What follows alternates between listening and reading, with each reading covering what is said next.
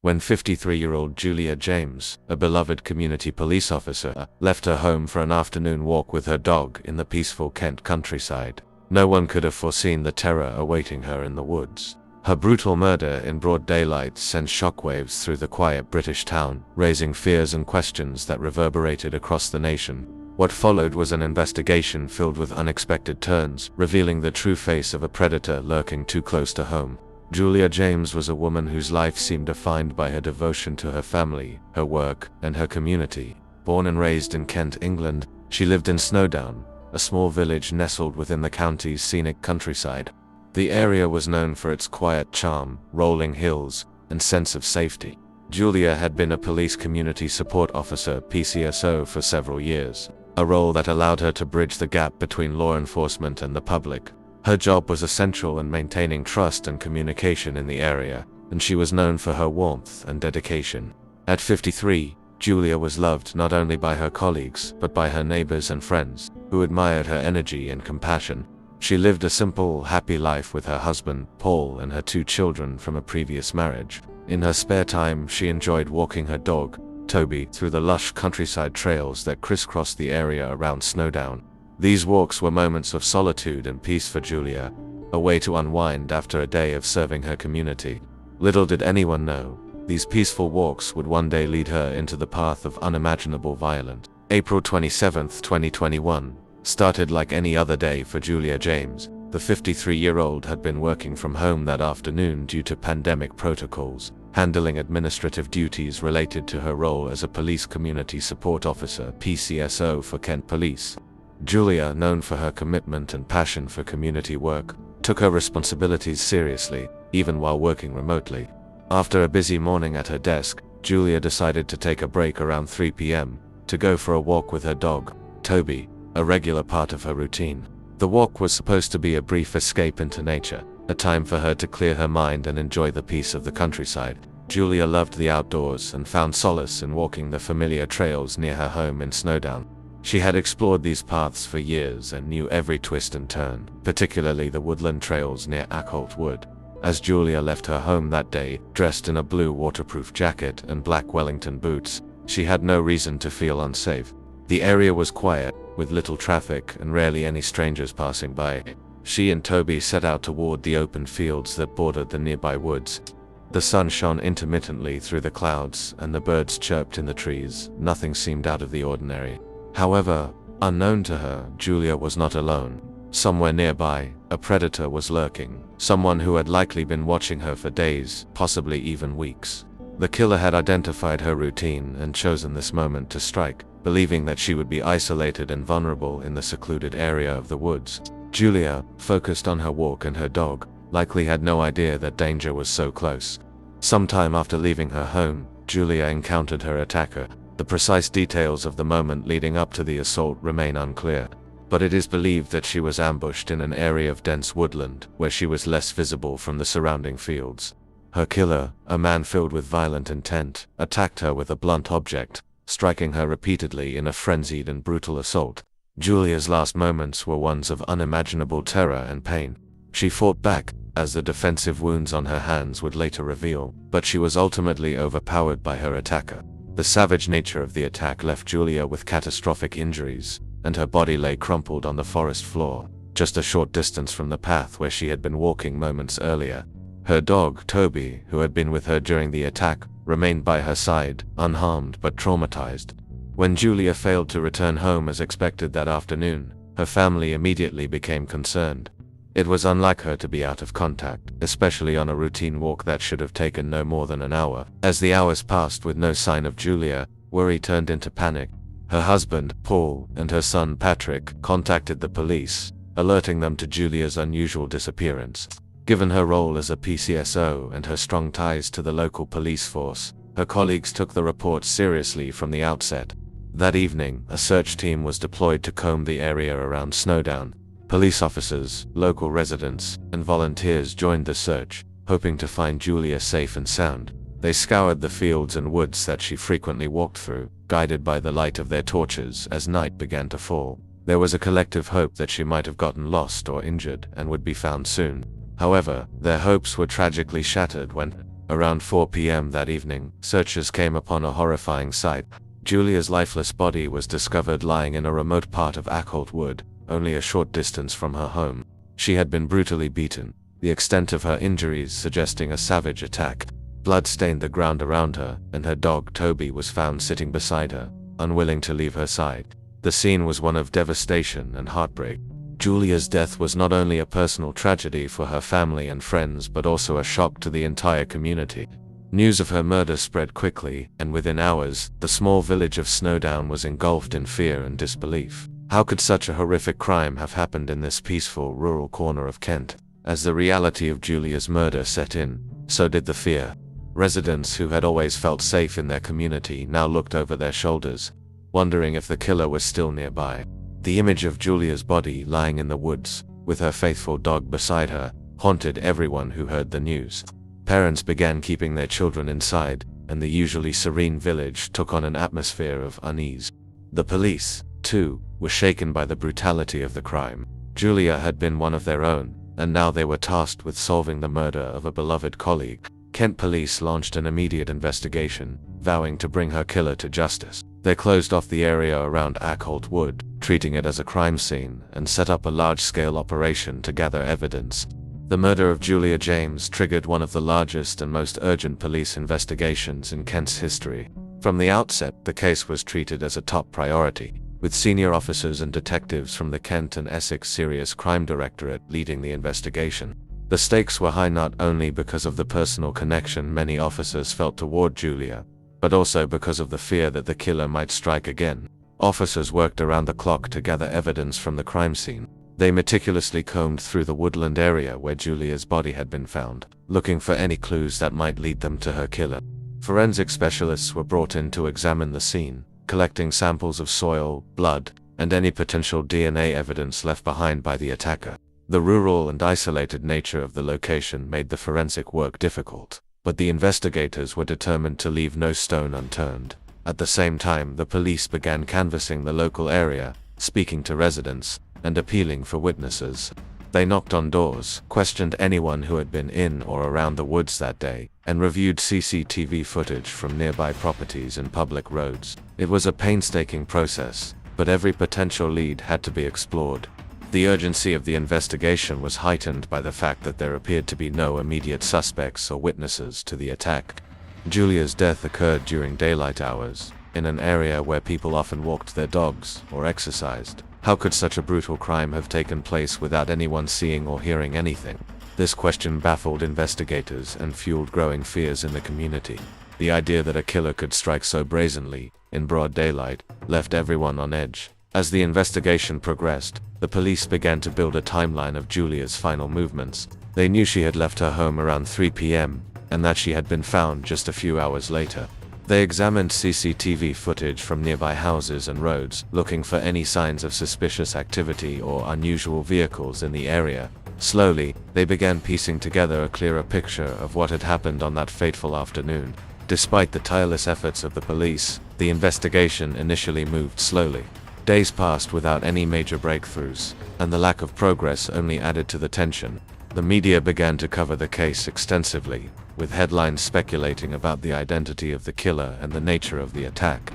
The public was urged to remain vigilant, and Kent police increased patrols in the area to reassure residents. The turning point came when officers reviewing CCTV footage spotted a young man behaving suspiciously in the area near Unsolved Wood around the time of the murder. He appeared to be carrying a large, blunt object, and his movements were erratic.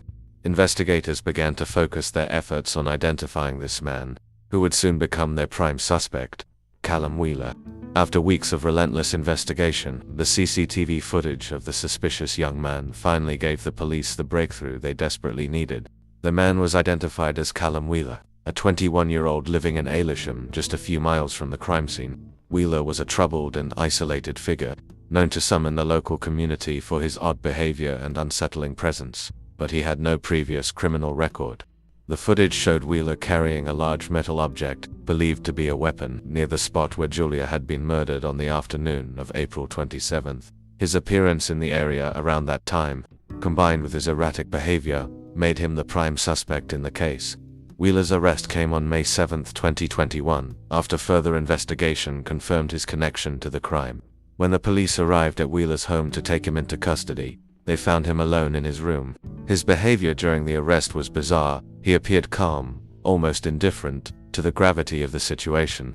During interrogation, Wheeler displayed an alarming lack of empathy or remorse for the crime. He refused to answer most of the questions put to him and instead offered cryptic, unsettling statements that hinted at a deep detachment from reality. Searches of Wheeler's home uncovered further incriminating evidence. Police found a metal object he had been seen carrying on CCTV footage, which was later confirmed to be the weapon used to bludgeon Julia James to death. This item, a heavy railway jack, had been modified in a way that suggested Wheeler had planned the attack in advance. He had stalked Julia in the days leading up to the murder, lying in wait for the perfect moment to strike. Forensics also linked Wheeler to the crime scene through traces of DNA found on Julia's body and clothing, solidifying the case against him. Despite the mounting evidence, Wheeler showed no remorse, and his detached demeanor further alarmed those involved in the case. The investigators began to realize that they were dealing with someone who was not only dangerous, but also deeply disturbed. As details about Callum Wheeler's past came to light, it became clear that he had been living a deeply troubled existence. Friends and neighbors described him as a loner who spent most of his time walking aimlessly around the local area. He had dropped out of school and had no steady employment, preferring to isolate himself from society. Despite these red flags, no one could have predicted the horrifying violence he was capable of unleashing. The trial of Callum Wheeler began in May 2022, and the case drew widespread attention, both locally and nationally. The brutality of the crime, combined with Julia James' role as a police community support officer, made the case particularly significant. Julia was not just a mother, wife, and valued community member. She was someone who had dedicated her life to keeping others safe. Her murder was seen as a direct attack on the very values she had upheld throughout her career. Wheeler's behavior in court was erratic and disturbing. At one point, Wheeler even referred to Julia James as a woman who should have died, further demonstrating his cold and detached mindset. The prosecution painted a clear picture of Wheeler as a dangerous and calculating individual who had planned the attack on Julia James for weeks. They argued that he had stalked her, watching her daily routine, before choosing the moment to strike when she was alone and vulnerable. The railway jack that Wheeler used as the murder weapon was presented as key evidence, along with the CCTV footage and DNA samples that linked him directly to the crime. The defense, on the other hand, attempted to argue that Wheeler's mental health issues had played a role in his actions, suggesting that he had not fully understood the consequences of his crime. However, this line of defense was undermined by the overwhelming evidence of premeditation. Wheeler had stalked Julia, modified the weapon, and carried out the attack with chilling precision. The prosecution argued that these actions demonstrated a clear understanding of what he was doing. The trial was a difficult and emotional experience for Julia's family, who attended every day, seeking justice for their beloved mother, wife, and friend. They listened in horror as the details of the crime were laid bare, but they remained determined to see Wheeler held accountable for his actions. Julia's husband, Paul, and her children spoke movingly about the impact her loss had on their lives, describing her as the heart and soul of their family. As the trial progressed, it became clear that the jury was deeply affected by the evidence presented. Wheeler's cold demeanor and lack of remorse, combined with the brutal nature of the attack, left little doubt in their minds about his guilt. On May 16, 2022, after days of testimony and deliberation, the jury delivered its verdict. Callum Wheeler was found guilty of the murder of Julia James. The courtroom erupted with a mixture of relief and sorrow. Justice had been served, but nothing could bring Julia back to her family. Wheeler was sentenced to life imprisonment with a minimum term of 37 years, ensuring that he would not be eligible for parole for decades. For Julia's family, the verdict brought some measure of closure, but the pain of losing her remained ever present. They spoke publicly about their relief that Wheeler would no longer be able to harm anyone else, but they also expressed the deep void left in their lives by her absence. Julia had been a pillar of strength, kindness, and compassion, not only for her family, but also for her entire community. The loss of her light was felt far and wide. In the aftermath of the trial, the village of Snowdown and the broader Kent community came together to remember Julia James and to honor her legacy. Vigils were held, and memorials were erected in her name. Her colleagues in the Kent police force paid tribute to her dedication and service. describing her as a true professional who always went above and beyond in her role as a PCSO. Julia's impact on her community was profound, and her memory continued to inspire those who knew her. While justice had been served, the case left many unanswered questions about the motivations behind Wheeler's brutal act. Why had he targeted Julia? What had driven him to such a violent and senseless crime? These questions lingered, but the focus remained on remembering Julia for the remarkable person she was. Julia's death also sparked wider conversations about safety, particularly for women walking alone in rural areas. Her murder became part of a broader dialogue about the risks women face in everyday situations, prompting calls for more robust measures to ensure public safety. The case highlighted the importance of addressing issues like stalking, mental health, and community vigilance to prevent similar tragedies from happening in the future. For the James family, life would never be the same, but they found strength in their memories of Julia and the love and support of their community. They pledged to carry on her legacy of kindness, compassion, and service, knowing that she would never be forgotten. The murder of Julia James left a lasting scar on the community of Snowdown. Her death was a stark reminder that even in the most peaceful and idyllic places, evil can lurk in the shadows. The people of Snowdown came together to mourn Julia's loss and honor her memory, but the fear and anxiety caused by her murder would take much longer to fade. In the months following Wheeler's conviction, tributes poured in for Julia.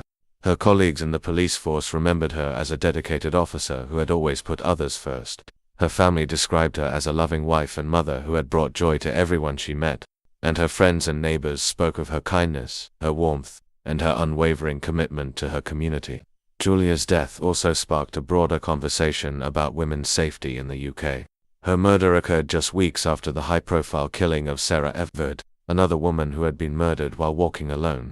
The two cases reignited calls for action to address violence against women and to ensure that no one else would have to suffer the same fate as Julia and Sarah. Julia James' murder was a tragedy that shook an entire nation, but her legacy lives on in the hearts of those who knew and loved her. In the wake of her death, her family established the Julia James Memorial Fund, a charity dedicated to supporting causes that were close to Julia's heart. The fund aims to improve community safety, support victims of crime, and provide assistance to those in need. The tragic and brutal murder of Stacey Smith left her small-town community in shock, reverberating across the nation. What appeared to be a straightforward case of domestic violence soon unraveled into a chilling, premeditated crime, filled with betrayal, deceit, and a calculated killer lurking within her own circle. What drove someone so close to Stacey to commit such a horrific act, and what dark secrets had been buried deep beneath the surface of an otherwise quiet life? As investigators peeled back the layers, the truth became far more terrifying than anyone could have imagined. Stacey Smith was known for her kindness, warmth, and radiant personality. At 28 years old, she had her entire future ahead of her, residing in the quaint town of Cedar Hill. Stacey was a beloved figure. She worked as a nurse at the local hospital, where she was not only admired by her colleagues but adored by her patients. Compassionate and dedicated, she had always dreamed of making a difference in people's lives, and nursing gave her that opportunity. Stacey's personal life seemed just as promising. She had been in a steady relationship with her boyfriend, Jake Harrison, for nearly 3 years. To the outside world, they appeared to be the perfect couple. Jake, a well-liked and hard-working construction manager, was seen as the kind of man who would do anything for Stacey. They lived together in a modest yet charming house, surrounded by close friends and family who often described Stacey as a light in their lives. But as is often the case with such tragedies, what was visible to the outside world hid a much darker reality beneath. July 15, 2023, was an ordinary summer evening in Cedar Hill, with no hint of the horrors that were about to unfold. Stacey had just finished an exhausting 12-hour shift at Cedar Hill General Hospital. As she returned to her home around 7:30 p.m., neighbors noticed her getting out of her car, looking tired but still cheerful as she waved to them. Stacey had been looking forward to a quiet night at home with her boyfriend, Jake Harrison. Later that night, as the streets grew quiet, nothing seemed amiss. Stacey and Jake's house sat at the end of a secluded cul-de-sac, giving them a sense of privacy.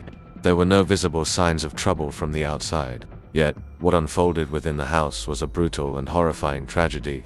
The following day, Stacey failed to show up for her shift at the hospital. Her absence was unusual. Stacey had always been responsible and punctual.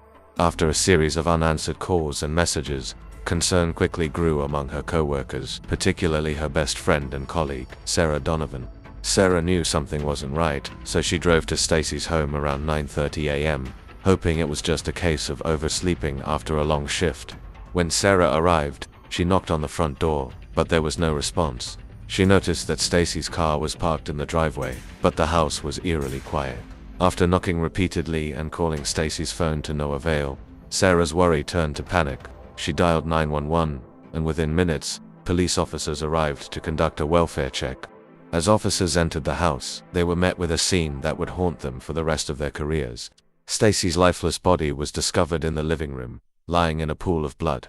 The room bore signs of a violent struggle. Furniture was overturned, and blood splatter covered the walls. The brutality of the attack was evident in the multiple stab wounds covering her body.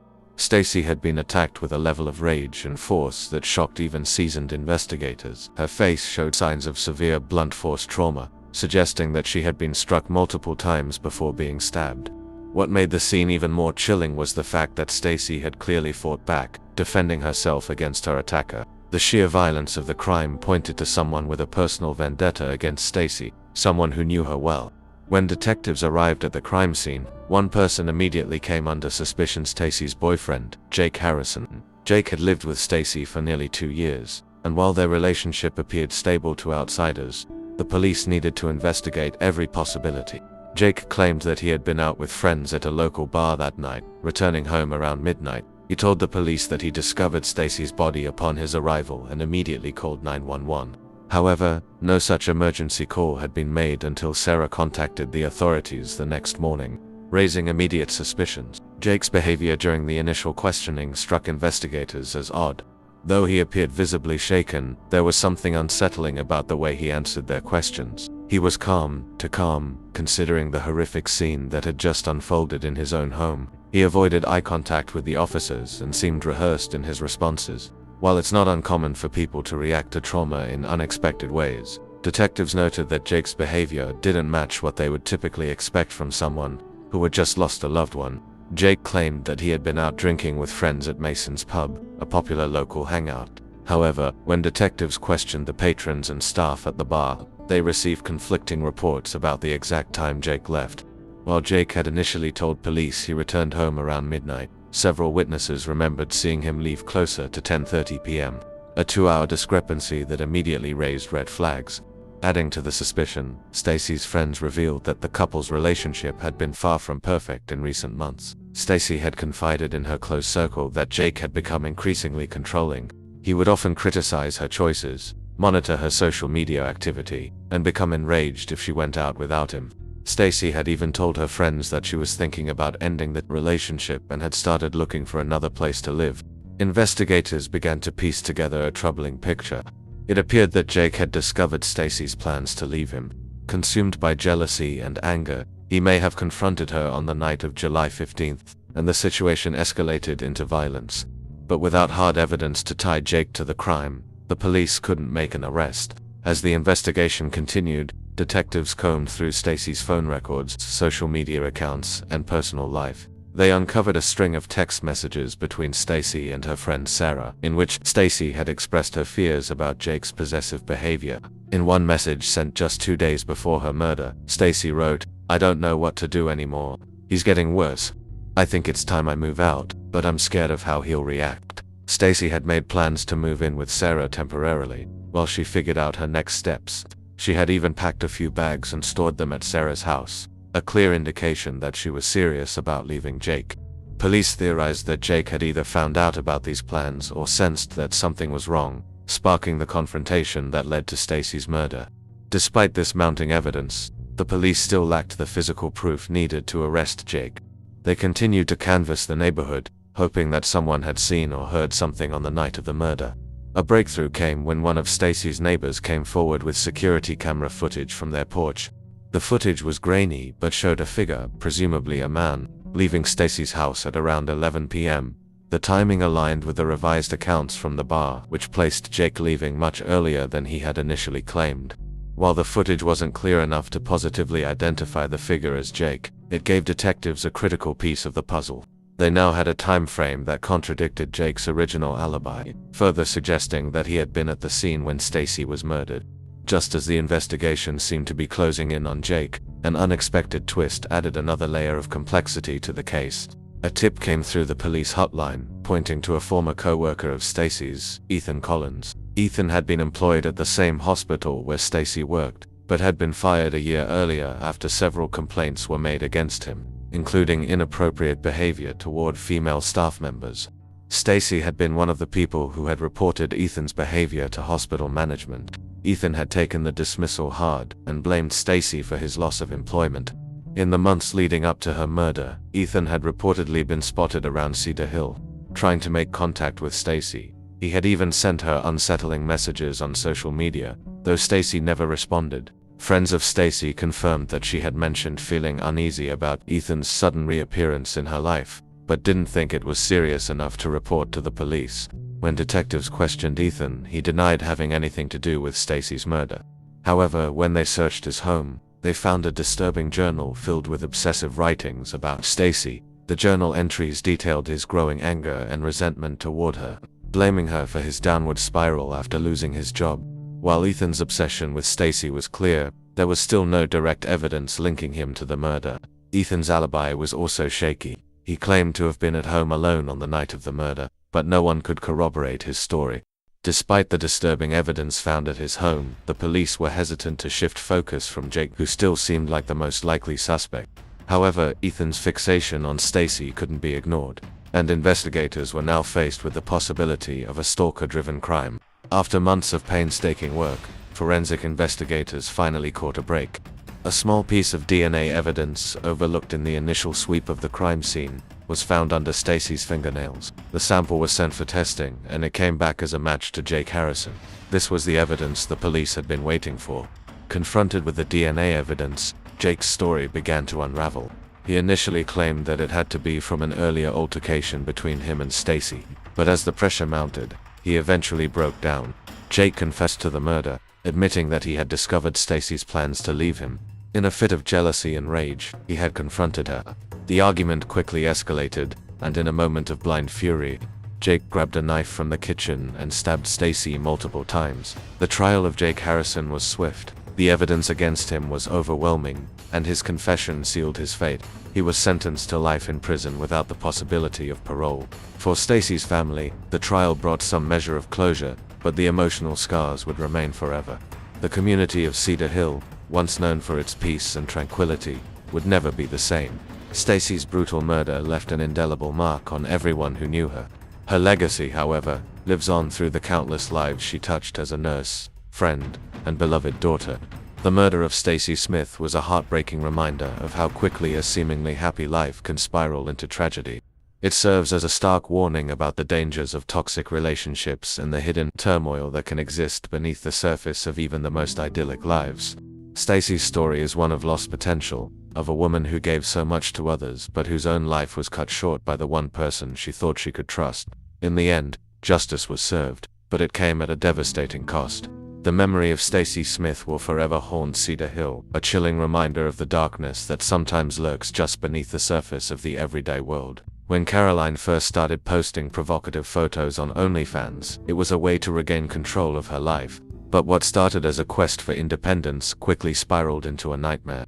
Facing harsh opposition from her family, a psychological breakdown ensued, leading to a series of chilling events that ended in unspeakable violence. How did a once close family become victims in a deadly confrontation over their daughter's career choices? This is the harrowing story of how Caroline, an OnlyFans model, became a murderer, destroying not just her career, but her family and her future. Caroline had always been the center of attention. In her early 20s, she had what many might describe as a perfect life. She was young, beautiful, and had dreams of achieving independence. Raised in a conservative household, Caroline felt stifled by her parents' rigid views. Her father, Robert, was a strict disciplinarian, while her mother, Sandra, had expectations that Caroline would follow a traditional path in life. She was expected to marry young, settle down, and prioritize family over career. But Caroline had other plans. With the rise of social media, she found a different route to fame and financial freedom. OnlyFans, the platform, offered her a way to capitalize on her looks, earning significant income while avoiding the constraints of a typical 9-to-5 job.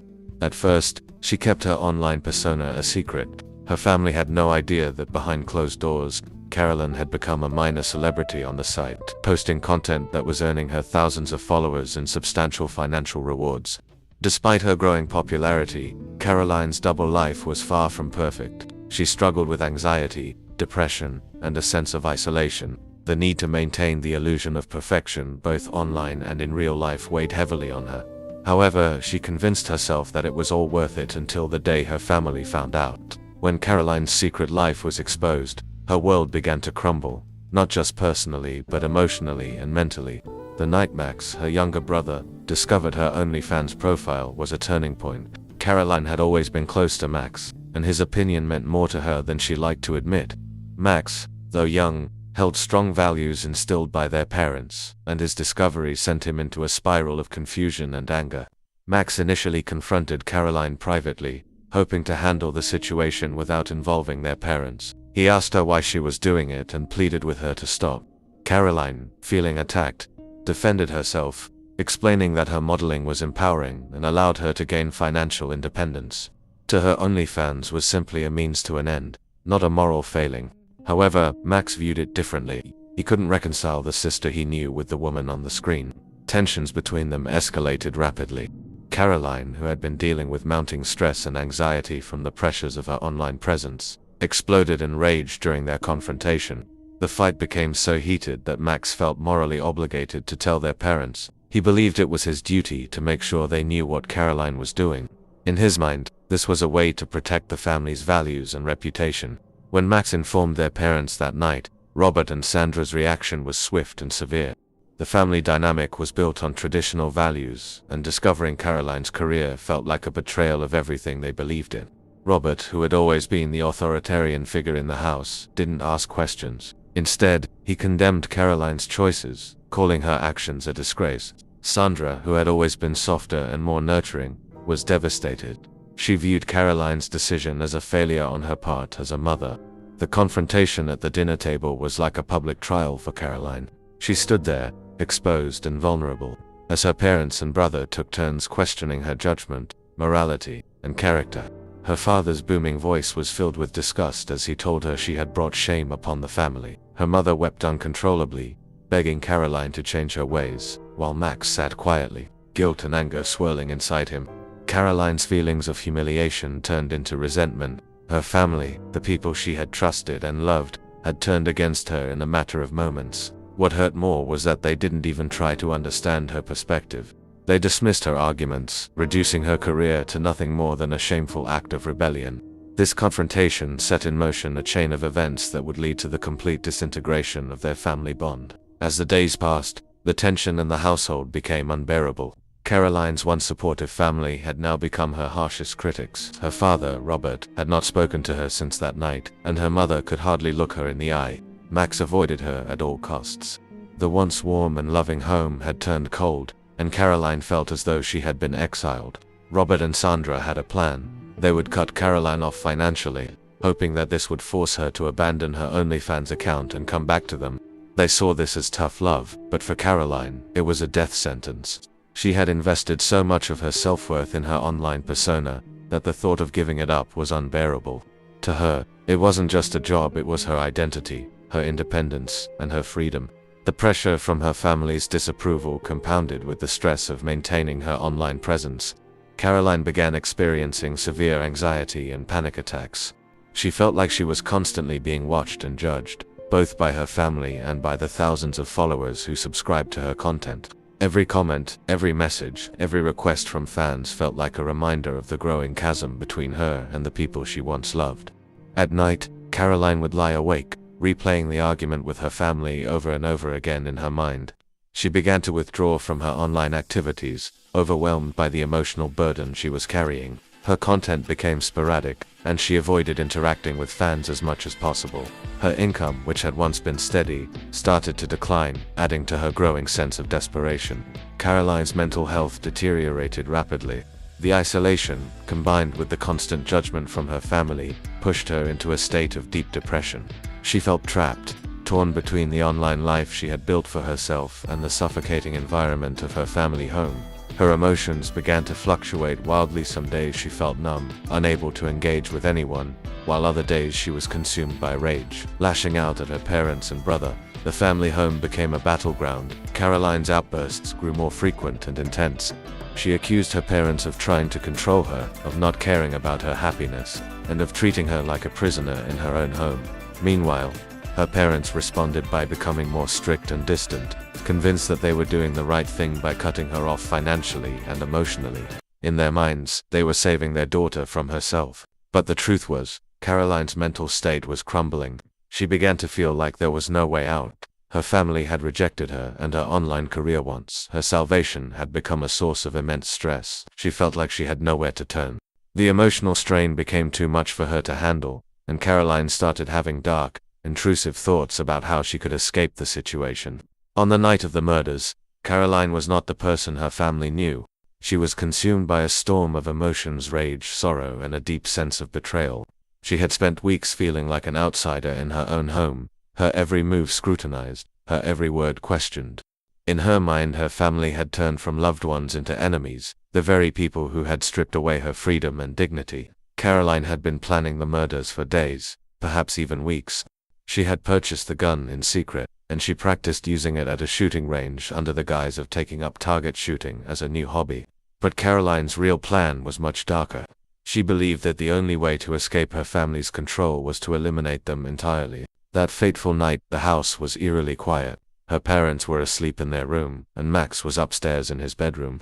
Caroline had rehearsed what she was going to do over and over in her mind. She moved methodically, as though in a trance, retrieving the gun from its hiding place and making her way to her parents' bedroom. The first shot rang out in the stillness of the night. Robert, her father, never had a chance to react. He was killed instantly as the bullet struck him in the chest. Sandra, her mother, awoke in horror, screaming for help.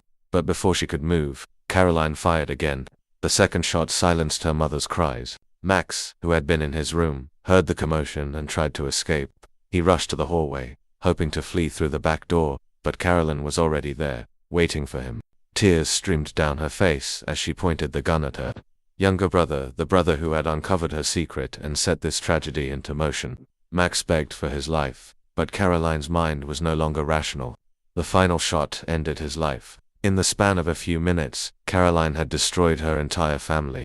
The people who had once loved and supported her were gone, and she was left standing in the middle of the carnage, the weight of what she had done crashing down on her. When the police arrived the next morning, they found Caroline sitting on the living room couch, still holding the gun. Her expression was vacant, as though she was no longer fully present in her own body. She didn't resist arrest, nor did she try to flee. It was as if she had accepted her fate the moment she pulled the trigger for the last time. The news of the murders sent shockwaves through the community. The once glamorous Caroline, who had captivated thousands of followers online, was now a cold-blooded killer. The media quickly latched onto the story, branding her as the OnlyFans killer. Her once rising star had fallen in the most horrific way possible. During her trial, Caroline's defense team argued that she had suffered a severe mental breakdown, brought on by the constant judgment and rejection from her family. Psychologists testified that she had been battling depression, anxiety, and feelings of worthlessness, all of which had contributed to her tragic actions. But the prosecution painted a different picture. They argued that Caroline had acted out of selfishness and spite, that she had planned the murders carefully and carried them out with cold precision. In the end, the jury found her guilty of all charges. Caroline was sentenced to life in prison without the possibility of parole. She now spends her days in a prison cell, a far cry from the glamorous life she had once projected online. The tragic story of Caroline serves as a grim reminder of the destructive power of secrecy, isolation, and unchecked mental health struggles.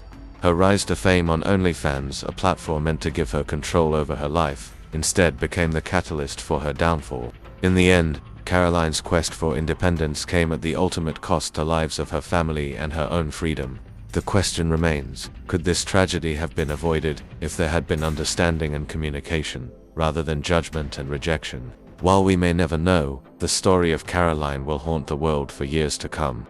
A cautionary tale of how quickly a life can unravel when support turns to scorn. The murder of Rachel O'Reilly, a chilling case of deception and betrayal. It was a crisp, autumn morning in October 2004 when Rachel O'Reilly, a 30-year-old mother of two, was found brutally murdered in her home. What seemed like a tragic home invasion would unravel into a shocking case of betrayal and deceit, leaving Ireland and the world grappling with the chilling reality of how appearances can be so utterly deceiving. Rachel's death was not at the hands of a faceless stranger. Her killer was someone much closer to home. This is the story of the murder of Rachel O'Reilly, a story that reveals how even the most seemingly perfect lives can be shattered by hidden darkness. Rachel O'Reilly, born Rachel Callaley, grew up in a tight-knit community in Dublin, Ireland. Her parents, Rose and Jim Callaley, raised her in a loving and supportive environment. She was described by her friends and family as warm-hearted, outgoing, and full of life. Rachel worked hard to create a stable life for herself and her two young children, and by all accounts, she was successful. She had married Joe O'Reilly, a charismatic and ambitious man, and together they appeared to live a dream life. They had two sons, a comfortable home in Boldara, a picturesque area just outside Dublin, and a seemingly happy marriage. From the outside, Joe O'Reilly and Rachel Callaley had it all. Joe worked as a manager for a courier company and was known as a sociable and well-liked man. However, as with many stories of crime and betrayal, the surface hid dark secrets. The harrowing discovery of Rachel O'Reilly's body marked the beginning of a devastating journey for her family and a complex investigation for law enforcement. On the morning of October 4, 2004, Rachel, like any other day, had been planning to meet her mother, Rose Callaley, for lunch. Rachel was not the type of person to be unreachable, and when she failed to show up for their scheduled lunch and didn't answer any calls, Rose became increasingly worried. By early afternoon, after repeatedly calling and receiving no response, Rose decided to visit Rachel's house, which was located in Knoll, a quiet area in the north of County Dublin. Rachel lived there with her husband, Joe O'Reilly, and their two young sons. Joe had left for work that morning and the boys were at school, leaving Rachel home alone. When Rose arrived at the house, she was met with an unsettling silence. Rachel's car was parked outside, but no one answered the door. The quietness of the scene made her anxiety grow. Using a key she had, Rose entered the house and immediately sensed that something was wrong. The house was in disarray, and as Rose made her way to the master bedroom, she discovered the horrifying scene that would haunt her for the rest of her life. Rachel's lifeless body lay on the floor of the bedroom, covered in blood. She had clearly been the victim of a vicious attack. In that moment, Rose's worst fears became a reality. Her beloved daughter had been brutally murdered in her own home. Rose frantically called emergency services, and soon after, the house was cordoned off as a crime scene. The once peaceful home in Knoll had become the site of a grisly murder investigation. When law enforcement arrived, the scene that greeted them was horrific. Rachel O'Reilly's body showed evidence of extreme violence. She had been beaten to death with what was later suspected to be a blunt object, with multiple blows to her head. Blood was splattered across the room, and the nature of the attack suggested an act of extreme rage. At first glance, the police considered several potential motives. One of the initial theories was that Rachel had been the victim of a burglary gone wrong. The state of the house, particularly the master bedroom where Rachel was found, appeared as if it had been ransacked. Drawers were open, and items were scattered around the room. However, as investigators combed through the scene more carefully, they began to question this theory. There were several key details that didn't align with a burglary. Despite the disarray in the house, nothing of significant value had been taken. Expensive items like jewelry, cash, and electronic goods were still in place, untouched. This led investigators to believe that the crime scene may have been staged to look like a break-in. Additionally, there were no signs of forced entry. The front door was undamaged, and windows were intact, which indicated that Rachel had likely known her attacker and willingly let them into the house. The absence of forced entry raised immediate suspicions among the investigating officers. Given the brutal nature of the murder, the police began to lean toward the theory that this was not a random act of violence, but a personal attack. The severity of the injuries Rachel sustained pointed toward a crime of passion, suggesting that the killer had a deep emotional connection to the victim. Crimes like this are often committed by someone close to the victim, which led detectives to start looking into Rachel's personal life. As is typical in cases of domestic homicide, Rachel's husband, Joe O'Reilly, became a person of interest early in the investigation. Joe was at work at the time Rachel was murdered, and he appeared cooperative with the police. He provided a clear alibi. He was in Dublin that morning, more than 30 kilometers away from the family home, and several colleagues confirmed that they had seen him at work. On the surface, Joe seemed devastated by his wife's death, playing the role of a grieving husband. When questioned by the police, Joe appeared calm and composed, though some would later describe his demeanor as unnervingly detached. He gave a detailed account of his movements on the day of the murder, stating that he had left for work early in the morning while Rachel stayed home. He also mentioned calling Rachel several times that morning but receiving no response. In these early stages, there was little to directly implicate Joe in his wife's murder. As forensic experts began analyzing the crime scene, they focused on gathering as much evidence as possible. Blood samples were collected, fibers were examined, and the position of Rachel's body was carefully documented. One of the first major challenges for investigators was determining the murder weapon. Rachel's injuries were consistent with blows from a blunt object, and it was clear that the attack had been particularly violent. The sheer force of the blows indicated that the weapon was likely heavy and capable of causing significant damage. Investigators theorized that the weapon could have been something from inside the house, such as a dumbbell or a heavy household item. The lack of a murder weapon, however, presented a challenge. Despite an exhaustive search, the weapon used to kill Rachel was never recovered. This complicated the case, as forensic experts could not tie a specific object to the attack. Detectives also examined the possibility of outside involvement.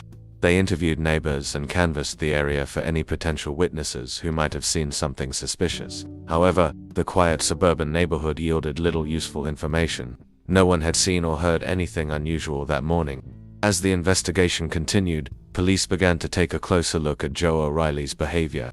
While initially cooperative, Joe's actions after Rachel's death began to raise red flags. His demeanor, described by those close to Rachel as too calm, made investigators suspicious. Joe did not exhibit the emotional breakdown that one might expect from a grieving husband. Instead, he seemed focused on the logistics of the funeral and the aftermath, handling the situation with an almost cold efficiency. One particularly disturbing detail was Joe's decision to participate in a television documentary about Rachel's murder while the investigation was still ongoing. The documentary, which aired in Ireland, featured Joe retracing the steps of Rachel's last day and pleading for information from the public. While this might have been seen as a desperate effort to catch his wife's killer, the detectives found Joe's willingness to relive the events and his almost clinical description of the murder even more unnerving. Joe allowed the television crew to film inside the family home, including the bedroom where Rachel had been murdered. For many, it seemed strange and callous for him to invite cameras into the very place where his wife had been killed, while the police were still actively searching for her murderer. It was as though Joe wanted to be in control of the narrative, which aroused further suspicion from both the public and the investigators. While detectives scrutinized Joe's behavior, forensic analysts continued working on the case.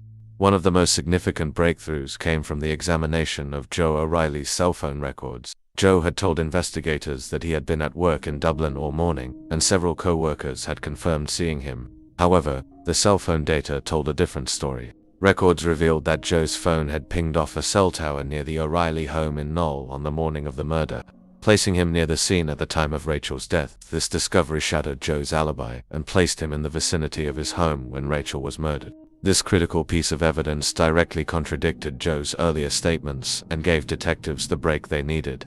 With Joe's movements now in question, investigators began to consider the possibility that he had left work, driven back to Knoll, killed Rachel, and then returned to Dublin, all in a relatively short window of time. As detectives pieced together the timeline of Joe's movements, they began to see a clearer picture of what might have happened on the morning of October 4, 2004. Joe had the opportunity and motive to commit the crime, and the cell phone records provided a crucial link between him and the murder scene. In addition to the cell phone evidence, detectives discovered other unsettling details about Joe's life, including his affair with Nikki Pelly, a colleague from work. The affair provided a potential motive for Joe to want Rachel out of the picture, and it became clear to investigators that Joe's outward appearance as a loving husband was a facade. At this point, the investigation had reached a turning point. Joe O'Reilly, once the grieving husband, had now become the prime suspect in the brutal murder of his wife. With mounting evidence against him, the police were ready to move forward with their case, setting the stage for one of Ireland's most infamous trials. As investigators delved deeper into the case, suspicions surrounding Joe O'Reilly intensified. Although initially presenting as a devastated husband, Joe's behavior became increasingly peculiar, both before and after Rachel's death. What had once seemed like normal grief began to appear calculated and detached, raising alarms among investigators. One of the key revelations during the investigation was Joe O'Reilly's extramarital affair with a colleague named Nikki Pelly. This discovery dramatically altered the direction of the investigation. Joe had been leading a double life, portraying himself as a devoted husband and father to the outside world while secretly pursuing a romantic relationship with Nikki. The affair suggested a potential motive. Investigators theorized that Joe may have wanted to free himself from his marriage to Rachel without going through the complications of divorce or the financial implications of separation. By eliminating Rachel, Joe could pursue a life with Nikki, while retaining control over the family home and avoiding the costly consequences of a divorce settlement. This theory aligned with the idea that Rachel's murder was a premeditated act rather than a crime of passion. Nikki Pelly herself was questioned by the police, and although there was no evidence to suggest that she had any involvement in the murder, her relationship with Joe cast further doubt on his integrity. Friends of Rachel later testified that she had been aware of Joe's growing distance in their marriage, but it was unclear if she knew about the affair. In the days and weeks following Rachel's murder, Joe O'Reilly's behavior became increasingly erratic. As Rachel's family grieved, Joe seemed unnervingly composed and emotionally distant. His insistence on participating in a television documentary about Rachel's murder, just months after her death, struck many as bizarre. In the documentary, Joe retraced Rachel's final steps on the morning of the murder, revisiting the crime scene and speaking in a disturbingly clinical manner about her death. The decision to allow a film crew into his home, particularly the bedroom where Rachel had been brutally murdered, shocked not only the public but also those close to Rachel.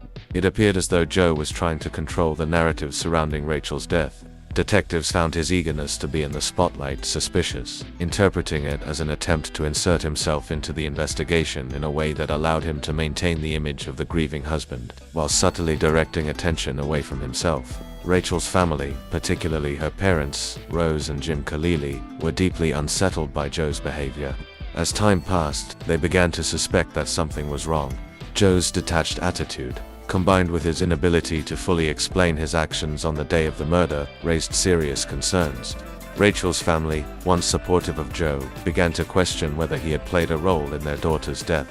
One of the most significant pieces of evidence against Joe O'Reilly came in the form of cell phone records. Investigators had been closely analyzing Joe's movements on the day of the murder, and the cell phone data provided a crucial breakthrough. Joe had told investigators that he was at work in Dublin when Rachel was murdered, and had remained there throughout the day. However, the cell phone records contradicted this claim. The records showed that Joe's phone had pinged off a cell tower near the O'Reilly home in Knoll on the morning of the murder, placing him near the scene at the time of Rachel's death. This discovery completely undermined Joe's alibi.